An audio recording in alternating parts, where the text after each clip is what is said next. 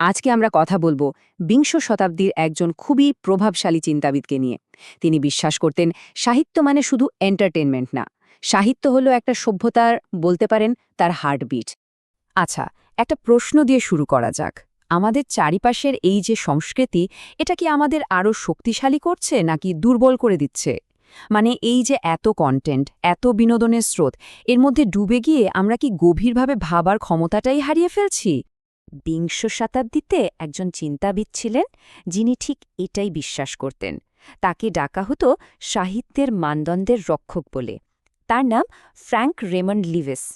কিন্তু দেখুন, তিনি শুধু একজন লিটারেরি ক্রিটিক ছিলেন না, তিনি ছিলেন সংস্কৃতির একজন গার্ডিয়ানের মতো, একজন অতন্ত্র প্রহরী। আর তার কাছে আমাদের জন্য একটা খুবই জরুরি সতর্কবার্তা ছিল। তো কি ছিল সেই জরুরি সতর্কবার্তা? চলুন আর দেরি না করে সরাসরি বিষয়টার গভীরে ঢোকা যাক আর বোঝার চেষ্টা করি কেন তার কথাগুলো আজও এত বেশি প্রাসঙ্গিক। লিভিসকে ঠিকঠাক বুঝতে হলে আমাদের একটু তার সময়ে ফিরে যেতে হবে। ভাবুন তো, শিল্প বিপ্লবের ঠিক পরের ইংল্যান্ড, চারদিকে ফ্যাক্টরি, ধোঁয়া, মেশিনের শব্দ, সবকিছুতেই একটা যান্ত্রিকতার জয়জয়কার। এই যে একটা কমার্শিয়াল আর মেকানিক্যাল পরিবেশ, এটাই কিন্তু তার চিন্তাভাবনাকে গভীরভাবে প্রভাবিত করেছিল।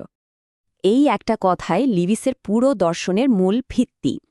যখন সাহিত্যের পতন হয় তখন সভ্যতারও পতন হয়। তার মানে কি? মানে হলো, তার কাছে সাহিত্য ছিল একটা সমাজের মরাল হেলথের পারফেক্ট একটা আয়নার মতো। বেশ, তো লিভিসের চোখে এই যে সভ্যতার পতনের আশঙ্কা, এর জন্য দায়ীটা কে? কোন জিনিসটাকে তিনি সমাজের জন্য সবচেয়ে বড় থ্রেট বা হুমকি হিসেবে দেখতেন? লিভিসের প্রধান টার্গেট ছিল এই পপুলার কালচার বা ম্যাস কালচার। তার চোখে এটা কিন্তু কোনো স্বাভাবিক কালচারাল এভলিউশন ছিল না, বরং এটা ছিল ইন্ডাস্ট্রিয়াল রেভলিউশনের কারখানায় তৈরি করা একটা মেকানিক্যাল কমার্শিয়াল প্রোডাক্টের মতো।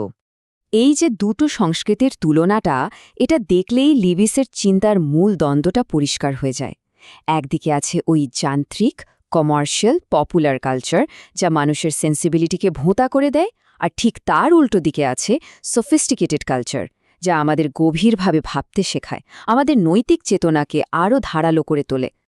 আসলে লিভিসের কাছে ব্যাপারটা শুধু ভালো আর্ট বা খারাপ আর্ট এটুকুর মধ্যে সীমাবদ্ধ ছিল না। তার চিন্তাটা ছিল আরও অনেক গভীর। তিনি দেখছিলেন এই যে মাস কালচার, এটা মানুষের জেনুইন ফিলিংস, ক্রিটিক্যালি চিন্তা করার ক্ষমতা, এমনকি তার রুচিবোধ, এই সব কিছুকেই একটু একটু করে শেষ করে দিচ্ছে। ওকে, তাহলে এই যে কালচারাল অবক্ষয়, এর বিরুদ্ধে লিভিসের অস্ত্রটা কী ছিল? তার উত্তর ছিল একটাই, এবং সেটা হলো লিটারেচার।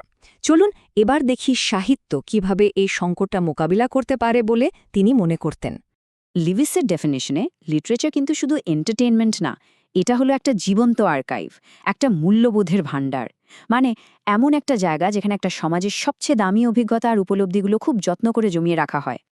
আর সাহিত্যের সাথে একেবারে আঠার মতো জড়িয়ে আছে আরেকটা কনসেপ্ট, ট্রেডিশন বা ঐতিহ্য। লিভিসের কাছে ট্রেডিশন মানে কিন্তু মিউজিয়ামে সাজিয়ে রাখা কোনো পুরনো জিনিস না, একদমই না। এটা বরং একটা জীবন্ত নদীর মতো, যেটা কিনা অতীতের সেরা জ্ঞান আর মরাল ভ্যালুজকে বইয়ে নিয়ে আসে আজকের দিনের কাছে। এই একটা লাইনই সম্ভবত লিভিসের মূল মন্ত্র। সাহিত্য আনন্দের জন্য নয়, জীবনের জন্য। মানে সাহিত্য শুধু অবসর কাটানোর জিনিস নয়, এটা জীবনকে বোঝার জন্য, জীবনকে যাপন করার জন্য। এটা জীবনেরই একটা অংশ। কিন্তু প্রশ্ন হল, কোন সাহিত্যকে লিভিস ভালো বলছেন আর কোনটাকে খারাপ? মানে তার এই বিচারের মাপকাঠিটা কী ছিল? চলুন তার এই লিটমাস টেস্টের কয়েকটা দারুণ উদাহরণ দেখে নেওয়া যাক।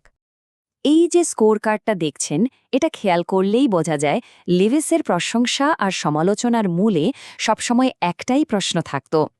তিনি দেখতেন একটা লেখা কি বৃহত্তর সমাজ, তার নৈতিকতা আর ঐতিহ্যের সাথে কানেক্টেড, নাকি সেটা পুরোপুরি আত্মকেন্দ্রিক আর বিচ্ছিন্ন। আর লিভিসের কাছে পারফেক্ট সাহিত্যের গোল্ড স্ট্যান্ডার্ড কী ছিল জানেন? জন বানিয়ানের দ্য পিলগ্রিমস প্রগ্রেস। কেন? কারণ এই বইটা অসাধারণভাবে সাধারণ মানুষের এভরিডে এক্সপিরিয়েন্সের সাথে একটা গভীর মোরাল ভিশনকে মিশিয়ে দিতে পেরেছিল। আর ঠিক এখানেই ছিল এর সার্থকতা। তাহলে লিভিসের চোখে সাহিত্যের মূল সমস্যাগুলো কি ছিল? দেখুন, যখনই কোনো লেখা সামাজিক বাস্তবতা থেকে সরে গিয়ে শুধু ব্যক্তিগত আবেগের কথা বলেছে বা কোনো পলিটিক্যাল ইকোনমিক থিওরির প্রচার করেছে, যখনই সেটা তার ঐতিহ্য আর মোরাল ভ্যালিউজের শিকড় থেকে আলগা হয়ে গেছে, ঠিক তখনই লিভিসের চোখে সেটা তার মান হারিয়েছে। আমরা আলোচনার প্রায় শেষের দিকে চলে এসেছি। এখন সবচেয়ে জরুরি প্রশ্নটা হল, বিংশ শতাব্দীর একজন চিন্তাবিদের এই সব কথাবার্তা একবিংশ শতাব্দীতে আমাদের জন্য কতটা ম্যাটার করে, কতটা প্রাসঙ্গিক? লিভিসের একটা ফাইনাল বিশ্বাস ছিল, যেটা আমার মনে হয় খুবই গুরুত্বপূর্ণ। তিনি বলতেন, সাহিত্য পড়াটা শুধু লিটারেচারের স্টুডেন্টদের জন্য না, এটা সবার জন্য জরুরি। এমনকি যারা ইকোনমিক্স বা পলিটিক্স পড়ছে তাদেরও সাহিত্য পড়া উচিত। কেন? কারণ এইটাই আমাদের নিজেদের শেকড়ের সাথে, আমাদের মূল্যবোধের সাথে কানেক্টেড রাখে। আর এই শেষ প্রশ্নটাই লিভিস যেন একরকম আমাদের এই সময়ের জন্যই রেখে গেছেন। ভাবুন তো, আজকের এই ইনফিনিট কন্টেন্টের যুগে, যেখানে প্রতি সেকেন্ডে নতুন রিল, ভিডিও, পোস্ট তৈরি হচ্ছে, এই সব কিছুর ভিড়ে সত্যিকারের সাহিত্য আসলে কোনটা? কোনটা সেই কাজ যা আমাদের চেতনাকে জাগিয়ে রাখে, আমাদের সমাজকে সুস্থ রাখে? প্রশ্নটা কিন্তু ভাবার মতো।